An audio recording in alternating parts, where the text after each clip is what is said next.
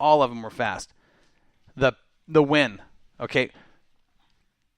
Justin McCready in the 15 JT. Yeah. He has still got to be going, what happened? He led that entire race with the exception of about the last 25 feet. There you go. I mean, it might have been 25 feet. The margin of victory was, I'm going to say, less than what those bumpers stick off the front of those cars. It was so close. I'm not kidding you. Even from my angle looking down to the line, I couldn't tell. I actually had to open the door over to the scoring side and say, who won? Who won that race? And they're all just, I mean, everybody was just like, what just happened? And sure enough. Well, I was standing up top, and I watched the finish of that race, and I thought, oh, my God, they're going to need a camera for that. They're going to need a camera to figure out who won. And I think the guys didn't realize who won until after it was over. You know, it's like they it was had so close. And they had to look at the scoring system more than once. It was that close. I mean, it was unbelievable. Matt Sanders, found some traction down low underneath Richie McCready, Justin McCready on the last lap. And I don't know how he made that pass. I really don't know how he made that pass.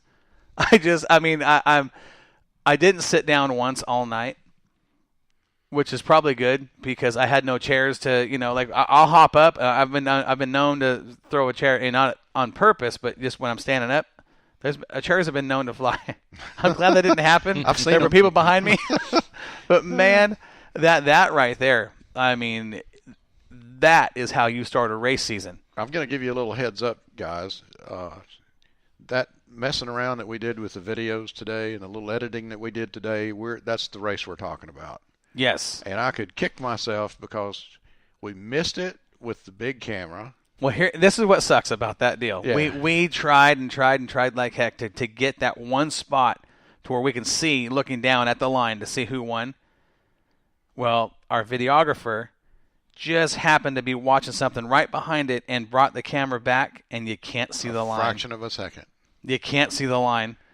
Ed, this is just bad luck. It is what it is. Nothing you can do about it. But the drone, he has to bring it in, change batteries, and couldn't get it done in time. So we have everything but that last 25 feet. Yeah, 25 feet. Oh, boy. It was heartbreaker watching that today, but we're going to show you the whole video. We are. We're going to put the whole video up. We did some chopping on it today, and it's a great race. Not just for the lead. I'm talking.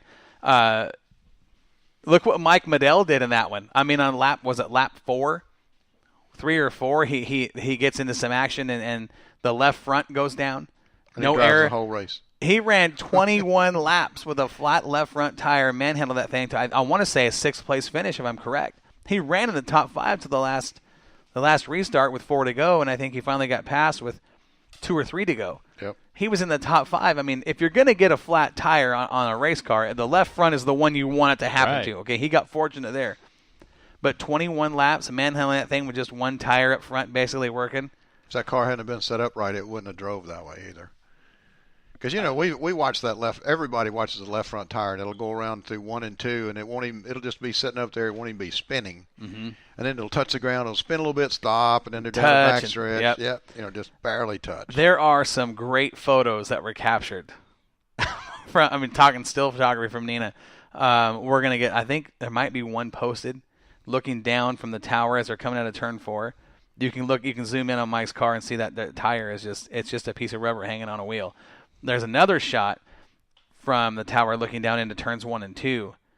And the forces on a race car, how tires react. Well, you can see the tire it looks like it's trying to pull it off the wheel. It's a great shot. Take the bead shot off the inside of that wheel. Yeah. Thank God for bead locks. Yes, I mean it was a great shot. I just kind of saw that. I was laying in bed when we got home. It was like 5 o'clock in the morning, and I don't know how she got pictures up so fast, but she did. I didn't get home till 4:45, 4:20. We're not going to say who caused us to be late, are we? No.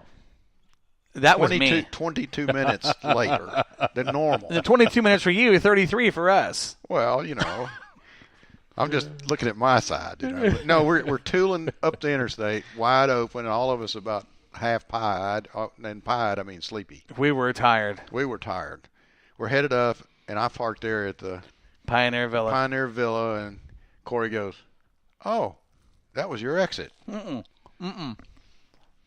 We're driving down the interstate. Dave's sitting in the middle of you guys in the back seat. Oh yeah, says, he did. It was Dave. He says, "Hey Ed, am I taking you back to Lebanon?" Ed goes, "No, I'm parked over there at Pioneer Villa." Dave goes, "We just passed it." I was so mad. I was so mad about that. So it was what, 11 more minutes up the highway? 11 back, 22 11 minutes back. later, and then 11 more for you guys. Yeah. Oh well. Hey, I was the only guy on the road. I only met one car the whole trip back to Lebanon from Pioneer Villa. Nobody. well, where was the traffic coming home? I was surprised. Right. There was still quite a bit of traffic on the interstate, even at.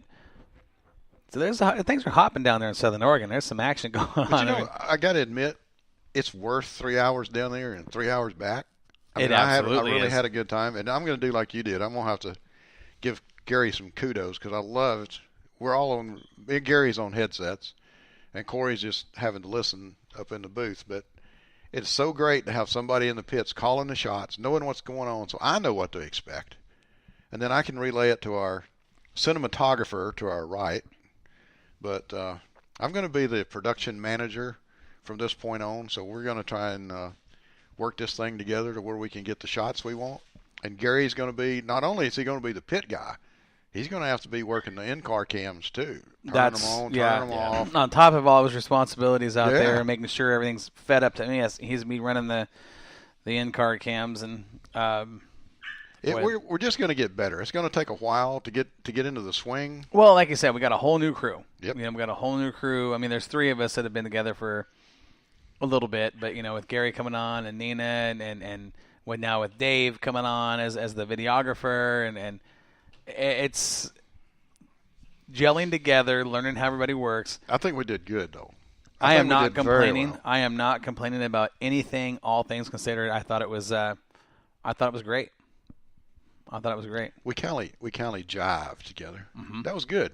We had a cohesive relationship going on there, and everybody was amazed at how we fit in because everybody said, "Man, that was a really nice group." I read a couple of comments. They said, "Man, did you see when Moxie came in?" And they was kind of impressed, and I'm glad they were. Because I was going, boy, I sure hope we're doing a good job. Well, and you wonder what's going to happen when you're coming into a new track where nobody knows you. Yeah. I mean, they know the name, but they don't know you, and they're looking at you like, it just feels weird. Everybody's looking at you. Those fans were so welcoming. After the races were over,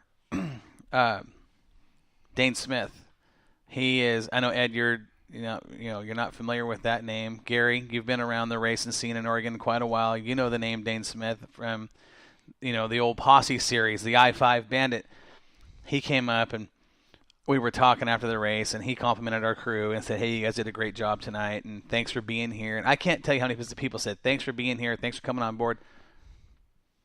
Tanner Holmes. Yeah. In the pay line, I went up and I was kind of talking to him. He says, "Hey, man," he goes, "thanks for being here." He goes, we really appreciate you coming on board and helping out with Southern Oregon Speedway. It's good to hear that from the racers, on top of the fans. But I in this conversation with Dane, I said, "Are you going to get another car and come back out and run with these guys?" And he says, "I don't know about that." He goes, I could do it. He said, "I could do it." I said, "Hey, listen, I'm not going to tell you that you can't because I've seen you do some awesome things with a race car." It was just a great conversation, but the whole night, just the camaraderie of everybody. Yep. I liked it in the pits. Yes. We went over and we have the Moxie stickers now, and we've passed out Moxie stickers before, and it's like trying to give away bad bubble gum or something, at times. But then the other day, I had a sticker that was like, hey, can we have a sticker? I want to put it on my car. Where do you want me to put it? Can I have a sticker? Can I have a sticker? And I'm going, whoa, this is great. And right before the show started, I'm down there walking around. I got a handful of the stickers you gave me, and they were gone in 20 minutes. I was worried that we didn't bring enough, and you guys, I brought a couple hundred. Gone. I know. Yeah. I know. Everybody wanted it. And, what was funny is we took a little break, and, they was walking the track looking at for the features, and I was over by the snow cone stand, and it's this little girl. She was probably 6, 7 years old. And she grabbed me by the shirt and pulled on my shirt. And I said, yes, ma'am. Can I have a sticker? I said, Gary had all the stickers in the pit area. Yeah. I had one. I had one in the tower. I had one in the no. tower. And I said, I tell you what, if you will stand, and I pointed to the ground, I said, if you will stand right here till I come back, I'll give you a sticker. So I went and got a sticker and come back, and she's moved like 2 people. And all the people standing there, they knew what was going on. I went over there, and I pointed to the ground, and I said, where is that little girl that was supposed to be right here? And she looks at me, and she goes, I'm right here. I said, no, I'm talking about the girl that was right here. Well, do I get a sticker? I said, sure you do. And then I had another one that was up on the tower, and she come up to me, and she was about 6 or 7 years old, and she goes, excuse me, sir. And everybody was so polite. She said, excuse me, sir. Says, how do you fly that drone so well? And I said, well, I've been doing it a little while. And she says, well, how long have you been doing flying drones? I said, well, I've been flying RC airplanes since I was your age. And she goes, wow, you're really old. And I said, yes, I've been doing this for a couple of days, you know. And she was really funny, but I had a lot of kids come up and ask me questions about the drone and how fast it would go and what it would do and how easy it was to fly. And then, you know, we was talking too about some of the guys over in the pits going, man, look how still that thing sits, you know. Yes, that was one of the biggest things I heard was, did you see how still that thing was? Well, we bought a Lamborghini. Yeah. You know, we didn't go for the Volkswagen or the Dodge Dart or anything like that. We've got the top of the line drone. It is fast, 45 miles an hour. I did hit 41.9 miles an hour. Nice. On one pass. Nice. But I think we did 4.6 hours of video. Just from the drone. Just from the drone. That's That's a Ed lot was of in the video. air everywhere Saturday night. And, you know, I really got a surprise, too, because, you know, the old drone last year was 2.4K. I don't know if you know much about video photography or anything like that, but UHD and HD and stuff like that, high definition is 2.4K. And the old drone last year was 2.4K, 30 frames a second. I'm not going to get technical here. But our new Lamborghini is 4K, which is ultra high definition. And I can set it to where I want. But what I was surprised about, well, I shouldn't have been surprised, was the amount of data in one file. I went from 500 megabytes to 1.4 gigabytes on one file. It's nuts. On one file. So when I was saying earlier, you know, we're stepping our game up. You know, we're kind of going to the next level. The new drone. This thing was not cheap. I mean, it's the best of the best, Ed. That's true. Ultra High HD definition. 4K. The new video camera. Ultra HD 4K. All the new in-car cams. Ultra HD 4K. I mean, we're at the top right now. I mean, as far as technology goes for what we're going to do. The fence cams, those aren't 4K. But, you know, that's a little dangerous. When you start putting those cams on the fence, there's, you know. And I did learn something the other day. I posted that first little video kind of as a teaser of things to come. And I got to admit, I didn't realize at the point that my Facebook on my home computer, my editing computer, was set for standard definition. And it still looks great. And it still looks good. But I went in and hopped it to HD. So you guys will get to see HD, which is 2.4K. You're not going to see the 4K, but it's going to be so clear and so nice. But you have to excuse the operator for the glitches that's in it, because they are some. All new software. I mean, it's. Now tell me, I'm not exactly sure how all this works, but if you're at home and you're streaming from your phone, or you're even going through your internet to your 4K television, are you going to see it in 4K there? No. Unfortunately not. Unfortunately not. You have to have a media. Now, if you go UHD 4K streaming, if it says so in that file or on that streaming, it's at 4K and UHD, yes, you will see 4K. But if it just says HD, no, you're 2.4K, which is high definition. What's really important here is that the fans are going to see 100%